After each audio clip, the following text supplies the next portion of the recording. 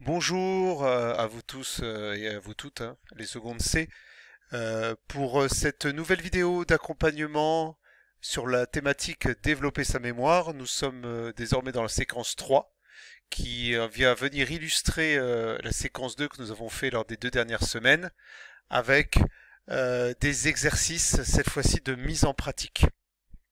Donc vous aurez sur le Padlet de la même façon, par mail, pardon, pas sur le Padlet, par mail les ressources nécessaires avec le texte à trous et les documents d'exercice que vous pouvez utiliser évidemment chez vous avec une personne. Alors, nous avons la dernière fois évoqué les différentes pistes de réflexion pour être capable de développer sa mémoire à court terme, à moyen terme et à long terme. Et donc là, je vais vous proposer sur cette semaine, la semaine d'après et probablement encore la semaine d'après pour plus ou moins terminer l'année, des exercices. Donc de mémorisation, c'est donc le titre de la séquence 3 que vous avez devant vos yeux, les exercices de mémorisation. Aujourd'hui, on va travailler sur deux techniques, la répétition et le rythme. Alors, première technique, comme vous pouvez le voir à l'écran, donc, qui est la répétition, l'objectif étant de favoriser la mémoire à long terme.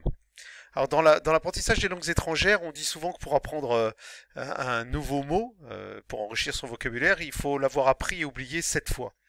Apparemment, cela proviendrait d'un proverbe japonais qui dit 7 fois à terre, vous l'avez à l'écran, 8 fois debout. Donc 7 fois peut-être beaucoup, mais en tout cas, il est certain que la répétition est un processus d'apprentissage qui permet de fixer les éléments. Alors par exemple, si vous prenez un cours, alors je prends toujours des exemples qui sont liés à ma matière bien sûr, hein, mais pour le même cours, le fait d'entendre le cours pour la première fois quand vous êtes en classe, bah, ça crée votre premier apprentissage mémoriel, hein, ce que vous avez entendu.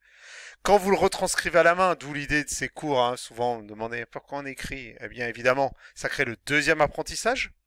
Ensuite, chez vous, le relire quelques jours, voire quand ce sont des cours dont on a besoin pour des examens, quelques semaines après, ça crée le troisième apprentissage. Certains le font déjà, la fiche de synthèse de cours, bah, c'est un quatrième apprentissage. Et puis quand on relit sa fiche de synthèse de cours, ça fait un cinquième apprentissage. Déjà, à ce niveau-là, vous auriez des résultats vraiment probants. Ce qui est important en matière de mémoire, c'est pas tant de savoir que nous possédons cette information, parce que nous avons dans nos mémoires beaucoup d'informations, mais c'est surtout notre capacité à accéder à cette information à notre convenance et le plus rapidement possible. Il faut que ça soit disponible et bien sûr facilement. On a tous un connu qui n'a jamais dit ah oui oui je sais j'ai sur le bout de la langue, vous savez, hein, je sais que je sais mais j'arrive pas à mettre les mots, mais ah oui, c'est qu'en fait le chemin soit il a été le lien est brisé, soit le chemin est trop long, bref, on n'arrive pas à remettre la main sur cette information. On pourrait imaginer faire une illustration imagée de ce processus. Imaginons que notre mémoire soit une maison située sur un terrain laissé à l'abandon depuis plusieurs années, hein. La première fois que nous allons de la route jusqu'à la maison, on crée un sillon, on crée un passage, vous savez, en marchant par exemple sur l'herbe, etc. Et les chemins d'accès, il est visible. Vous avez tous vu ça dans les forêts, hein. Si on n'entretient pas le chemin, c'est-à-dire si notre mémoire ou l'information à laquelle nous voulons accéder, donc le chemin de la mémoire, n'est pas entretenu, eh bien au bout de quelques temps, la nature reprend ses droits, l'herbe repousse et on ne voit plus ce passage. Ça veut dire que on n'arrive plus au niveau mémoriel à retrouver le chemin vers son souvenir. Si on répète l'information, si on utilise des techniques de mémorisation comme celles qu'on va voir, eh ben c'est comme si en fait, non seulement on crée un chemin en marchant, mais en fait avec un outil, on creusait un sillon, voire même avec un engin de chantier, en fait, on crée un chemin qu'il était facile de réemprunter systématiquement. Comme si on peut débroussailler le terrain, évidemment, à volonté, le chemin, pour avoir une belle allée pavée, et comme ça, en fait, cette route, elle est permanente. Si on s'entraîne, si on emploie les bons outils, on crée de vraies autoroutes pour les informations et l'accès à nos mémoires est vraiment rapide et durable. Alors évidemment, ça, vous n'allez pas le découvrir aujourd'hui. Il y a certaines substances, hein, évidemment, l'alcool, la drogue, hein, et puis l'âge, ça c'est pour moi, détruisent certaines neurones, ce qui automatiquement, évidemment, ralentit le processus. Mais ce qui compte, c'est pas forcément le nombre de neurones, ce sont les synapses entre les neurones, c'est-à-dire les chemins.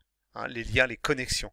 Donc il est toujours possible de construire de nouvelles voies pour nos souvenirs et informations. On peut lutter contre la déperdition de la mémoire. Donc ça, c'est l'aspect répétition.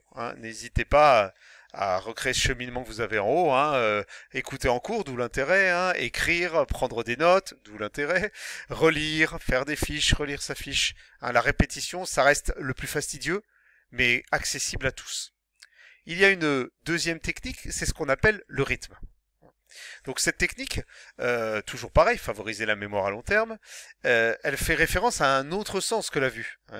J'ai dit pour une fois, c'est vrai, c'est celle de créer une rythmique pour que votre mémoire se souvienne, enfin que vous puissiez accéder, plus facilement à votre souvenir.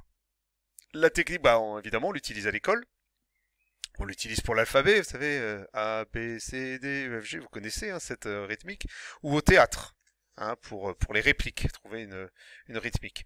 La poésie, qui n'a pas appris des poésies, justement, en trouvant une rythmique pour que ce texte qui apparemment est très très dur à retenir, finalement, soit assez facile. Donc, pour illustrer cette technique, je vous propose un exercice. Donc, je vous ai mis en fichier joint, donc je vous le montre ici, là, hop. Vous l'avez, un support d'exercice, faute d'un clou l'on perdit le fer, faute d'un fer l'on perdit la monture, etc. de Georges Herbert. Donc je vous mets au défi chez vous, il y a 10 lignes. En étant attentif, vous êtes tous capables de le retenir pour toute votre vie. C'est qu'en fait il y a une rythmique, vous l'avez vu, clou, fer, fer, monture, monture, héros, héros. Voilà, entraînez-vous sur cette rythmique et ensuite, si vous avez l'occasion, renvoyez-moi vos réactions et dites-moi si vous avez réussi à bien le mémoriser. Parce que en fait, il faut comprendre la répartition des informations et ensuite, évidemment, il faut créer comme un poème ou une chanson, ce qui va faire évidemment un chemin tout balisé et qui reviendra facilement. La route, vous la retrouverez très facilement. Alors ce lien, on ne travaillera pas sur cela aujourd'hui, mais ça crée un lien très évident avec les acronymes qu'on verra la semaine prochaine. Mais essayez de faire cet exercice. Il y a 10 malheureuses lignes avec 3-4 mots par ligne. Et voyez si vous arrivez à attraper, entre guillemets, cette rythmique. Donc je vous laisse compléter votre texte, essayez de faire l'exercice. Et pour l'accompagnement, je vous retrouve jeudi 11. Où on travaillera donc sur les acronymes et la scénarisation. Ce sont toutes ces petites techniques, vous pouvez les appliquer pour l'école très très facilement. Donc je vous encourage à vous laisser une chance de les utiliser. Voilà. Donc n'hésitez pas à poser vos questions, à faire part de vos remarques et à revenir vers moi. Voilà. Je vous dis à bientôt et puis bien sûr le travail en histoire sur le Padlet. Mais ça vous avez l'habitude maintenant sur le Padlet dédié. À bientôt.